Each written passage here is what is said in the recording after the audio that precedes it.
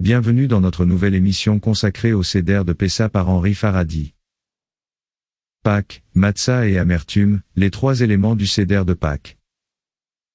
Avant de commencer, n'oubliez pas de vous abonner pour ne manquer aucun épisode de notre exploration des richesses du Seder de Pessa.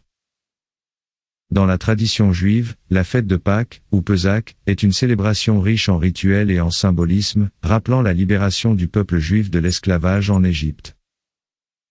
Selon une célèbre citation attribuée à Rabban Gamliel, quiconque n'a pas énoncé ces trois choses pendant la fête de Pâques n'a pas accompli son obligation, et ces trois choses sont, la Pâque, la matzah et l'amertume.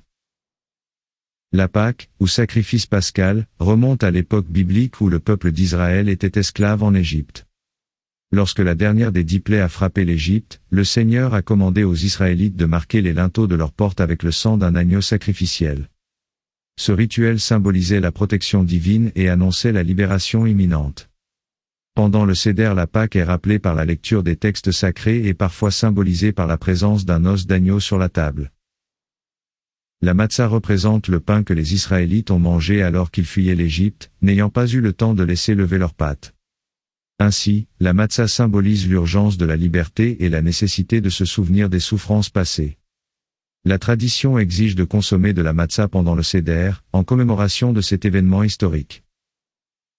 L'amertume, souvent sous forme d'herbes amères telles que la laitue ou le réfort, est consommée pendant le Seder pour rappeler les souffrances endurées par les Israélites pendant leur servitude en Égypte. C'est un rappel de l'amertume de l'esclavage et un appel à la compassion envers ceux qui souffrent encore dans le monde d'aujourd'hui. La citation de Rabban Gamliel met en lumière l'importance de ces trois éléments dans la célébration de la Pâque.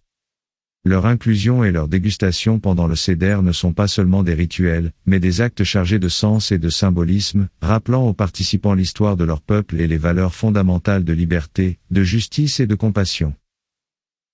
En récitant ces bénédictions et en partageant ces aliments, les participants se connectent à leurs racines historiques et spirituelles, trouvant inspiration et guidance dans les enseignements du passé pour les défis du présent et de l'avenir. N'oubliez pas de vous abonner pour ne manquer aucun épisode de notre podcast. À la prochaine, pour une nouvelle immersion dans les richesses des fêtes juives.